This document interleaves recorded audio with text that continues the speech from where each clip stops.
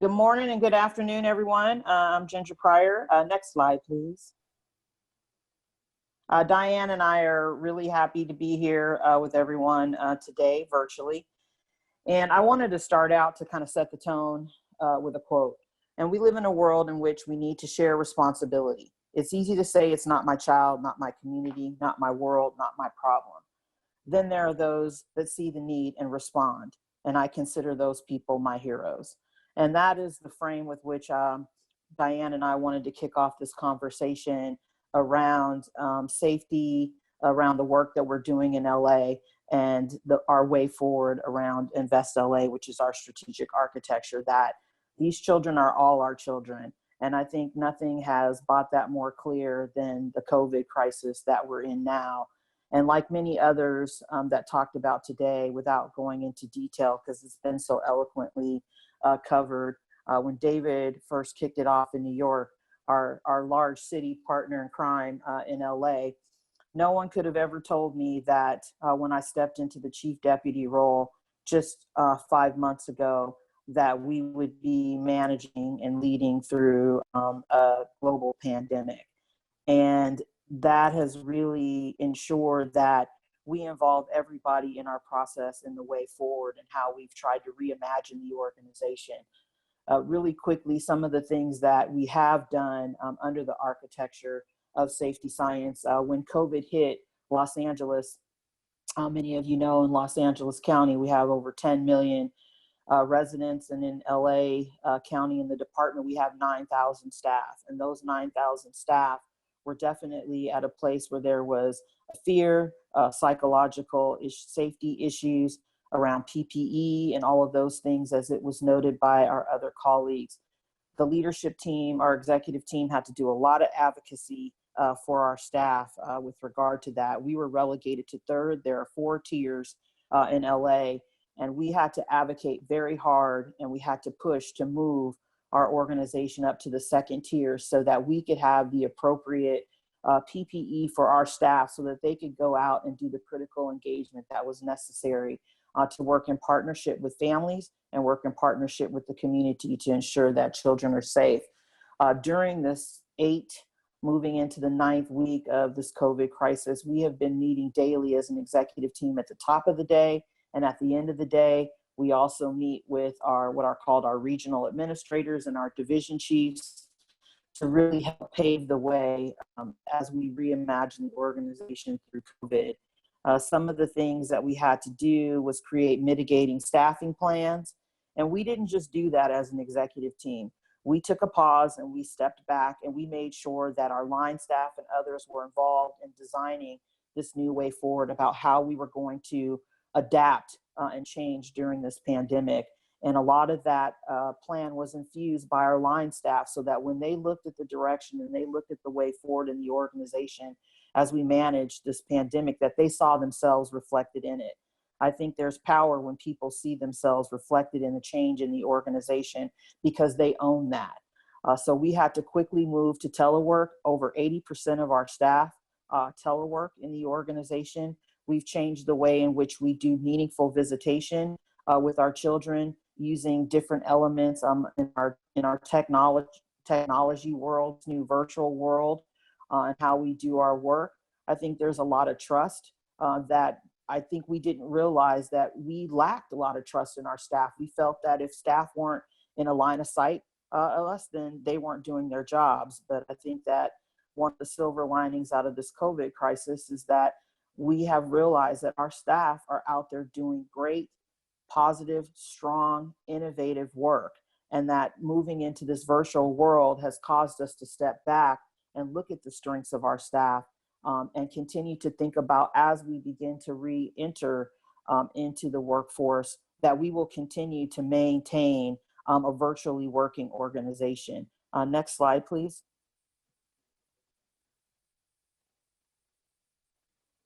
Next slide, thank you. This is just a snapshot of what LA looks like. I won't walk through that so all of you can see what the landscape of the county looks like. We serve about 35 to 36,000 youth every year. About 18,000 of them are in out-of-home care. So you can imagine the work and the nimbleness that we need to have, not only doing the work that we do, but doing this pandemic of what needs to happen in managing 19 regional offices and almost 5,000 square miles that we still have to go out, and we need to be able to respond. And we need our staff to know that we support them in the decisions that they're making to ensure that children are safe. Next slide. So when Director Cagle first came on board in the organization, it's been almost 3 years now, we did a 1-year system analysis assessment because this was going to be our guide to our way forward. Some of the things that we found was that our service array, it varied. We didn't have groundbreaking training that was grounded in brain or safety science, and the agency lacked a model of community social work. Next slide. And so also what had happened before the next leadership came in, many of you know about the trials of Gabriel Fernandez, and we bring it up because we actually just joined this amazing group a little bit over a year ago, and it's been championed by Diane Iglesias, who you will hear the meats and guts of the work that we've been doing around safety science. She has been our safety science angel, if you will, and working in partnership with Casey Family Programs to really put the meat and guts and bones on the work that we're doing. But in the trials of Gabriel Fernandez, the Netflix video that just came out, it really re-triggered some of the fear and anxiety that the staff had around what happened in 2013 about Gabriel's brutal murder. I know many child welfare folks heard about it. It was the child death, unfortunately, that was heard around the world, that our staff were prosecuted at that time. And so it really shot fear across child welfare that social workers were actually going to be prosecuted. So when you talk about the need for psychological safety, it's not just the work that we need to do with families and involve families in the process of safety, but how our workers are going to feel supported. What are we saying and what are we doing to protect and ensure that they have the things that they need? So the trials of Gabriel Fernandez really was the catalyst to move Los Angeles County forward in our safety work. Next slide. Some of the key elements that came out of Gabriel Fernandez and David Sanders sat on this commission was the Blue Ribbon Commission. That was designed to take a look at what happened in the Gabriel Fernandez case and begin to start reimagining what our organization looks like. As a result of the Blue Ribbon Commission, the Office of Child Protection was developed, which is led by Judge Nash. And also we created the DCFS Child Fatality Redesign, of which Diane is going to talk a little bit in detail about. Our new CQI division was developed. And again, Diane is going to go into detail about our new CQI division and some of the work that they're doing around mapping around success, moving to be proactive. Yes, we need to be looking at cases where we can identify what we might have missed, but we also need to be looking at the good practice that's happening and how we can do more of that so that we, again, can be proactive in this organization as opposed to reactive. And then Invest LA. Invest LA is our strategic architecture and it is our way forward. I'll talk a little bit about that and then I'll turn it over to Diane. Next slide.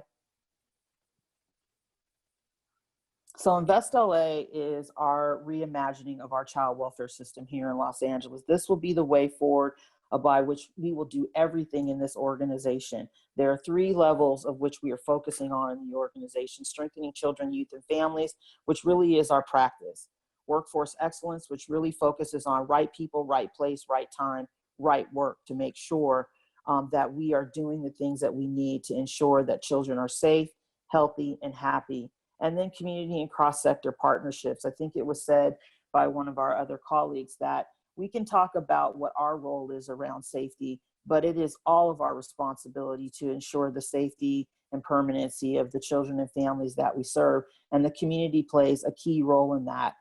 We work in partnership with Casey Family Programs, and we are adopting Communities of Hope and 21st Century Child Welfare System because we know the collective impact of public and private partnerships to ensure safety. You know, when we think about this work that we're doing to promote a safety culture, one of the things that has happened as a result of COVID is that we've seen a drop in our hotline calls. We usually get normally between 800 to 1,000 calls a day.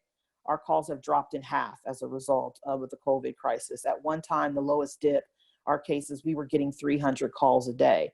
Now, we could have reacted and said that now children aren't safe, so what is going to be our reactive response to that? What we decided to do was do a variety of things, and one of those things was creating a PSA and some other things that talked about a call to action so that the community is a part of it. You know, Michael talks about the airline industry, and so we took a line from that. If you see something, say something. How can you be a good neighbor, a good friend, to be supportive, to make sure that families have the support that we need? So we tried to reframe the conversation, not to make it, to elevate it so that people would move out in fear and start calling the child protection hotline on families, but that they would begin to see their role in ensuring that families had what they need and how could they be supportive. So in our way forward, the community and cross-sector partnerships is going to be critical to be an extension of the work that we do and an extension of how we invest in children and families. And then next slide.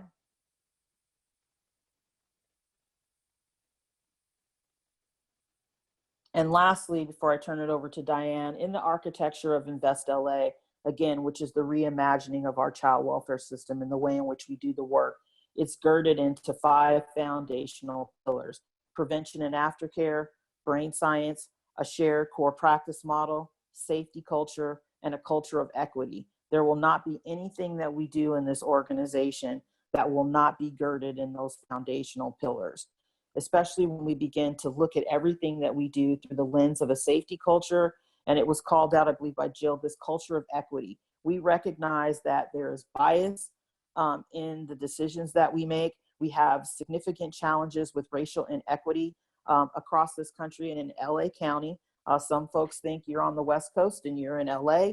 And so we have a diverse population, and that we don't necessarily deal with issues of racial bias. We have significant issues and concerns around racial bias and the way in which decisions are made in this organization. And as a result of that, we have created an Office of Equity that sits at the executive level of the organization. And as such, everything that we do, every policy that we make, any practice that we do, any hiring that we do in the organization will all be through the lens of safety culture and a culture of equity.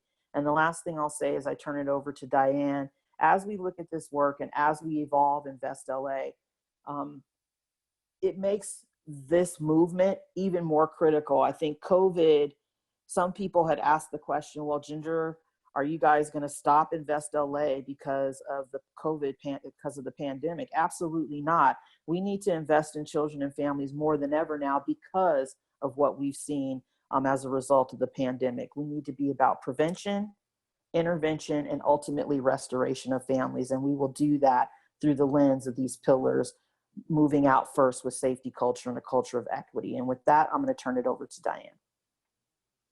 Thanks, Ginger. And I think what everybody's comments have shown us is how transformative safety science has been in helping all of our organizations go from what may have been somewhat reactionary and compliance-based to truly adaptive organizations. And COVID-19 has given us such an opportunity to grow at the speed of sound and light. We've had to make decisions in a day that normally may take months to make, but it's through those the utilization of the safety science concepts and our adaptive management that I think that everything that we've heard today, we've been able to truly transform our child welfare agencies, which in the past we've always heard we're so broken and we need to reform and we need to change things. But look how strong we are. So many other industries right now at this time are kind of in suspense. And look at the growth that each one of these child welfare agencies has made in these short 3 months, although it feels like 3 years. One of the things that I've always said, and part of what Ginger was outlining, is I think in LA we've gone, I find safety culture so exciting because it's been evolutionary and revolutionary. We've gone in LA from a practice that's compliance-based to that's pretty adaptive. We've gone from name, blame, and shame to a truly safety culture, psychologically safe, more safe practice. We've gone from, I try to read my own notes, from Gabriel's, in 2013, we had social workers that were criminally prosecuted because a parent tortured a child, to 3 months ago, the appellate court of California said that there's no cause of action there, that wasn't the social worker's responsibility. So within our organization, we've really transformed how we've looked at things and how that's been incorporated into everything we do. And we're getting better about that as countywide in Los Angeles. We also initially, when we started safety culture, and thanks Michael, because I think it was in 2014, went to Tennessee. You know how like when you have things in your brain and somebody suddenly gives you a label on it, you go, that's it. Safety culture made sense to me from day one, from the moment we heard it. It's clear that no one person has the answers, and as everybody's been saying on this, we all own these children. The more minds are better, we can make better reasoned decisions.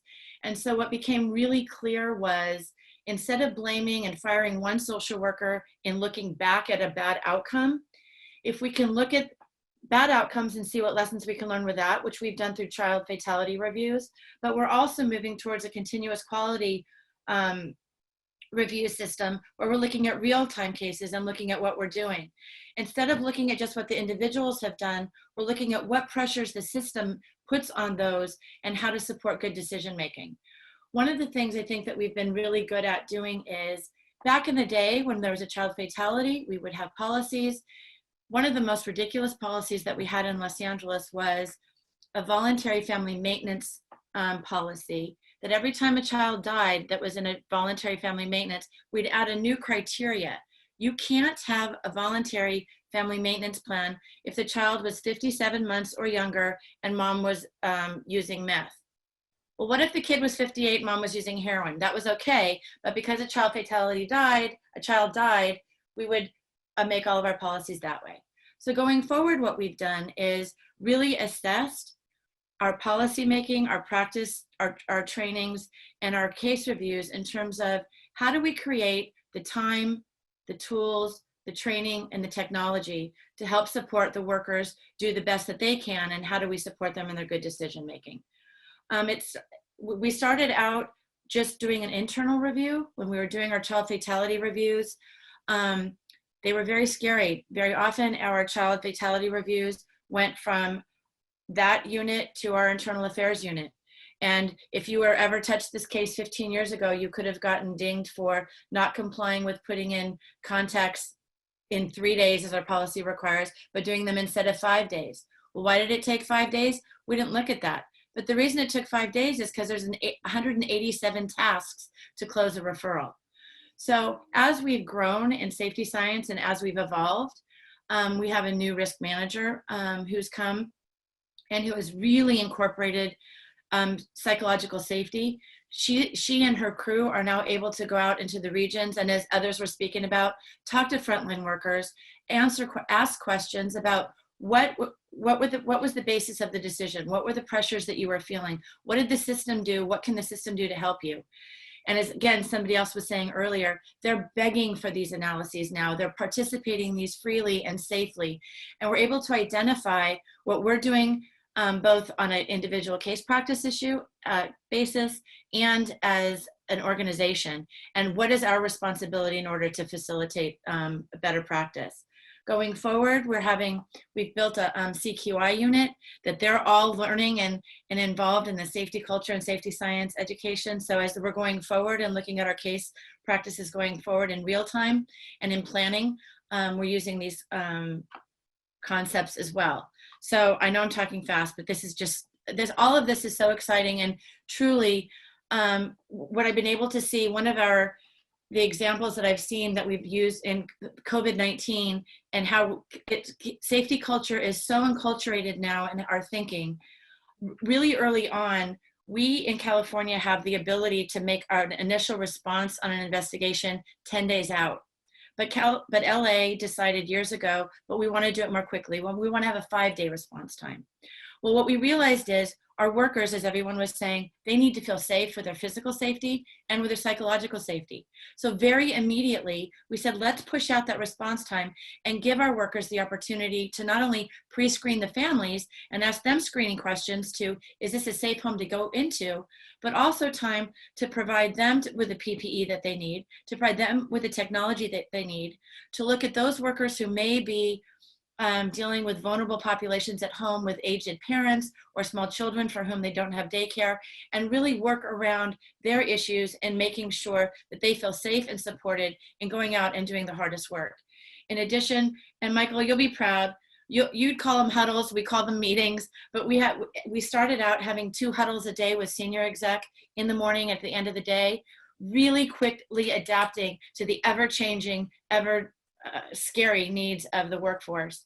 Then that started with senior exec, it went to executive teams, then our management people are doing huddles every day, our regional managers are doing huddles every day, our courts are doing huddles every day, and through that and through the concepts, I think we've made tremendous changes and adjustments. We have ways to go, there's no doubt, but what I'm really proud of and so thankful for both Bobby and Ginger, who really identified safety culture as a core value in our strategic plan going forward, and a recognition of how it affects our workforce excellence, how we serve our families, and how we deal with the community. And probably going forward, one of the things that we'll need to do, but we've been doing it without them knowing, is educating our stakeholders and the political pressures that we have. I've done a lot in terms of every time we talk about a child fatality review to our board of supervisors or to our deputies that we deal with, we teach them in our own sort of way, safety science concepts to say, wait a minute, firing that one social worker isn't going to change practice, but we need your help in changing practice by coming up with this resource. So we've been really incorporating it to all we do.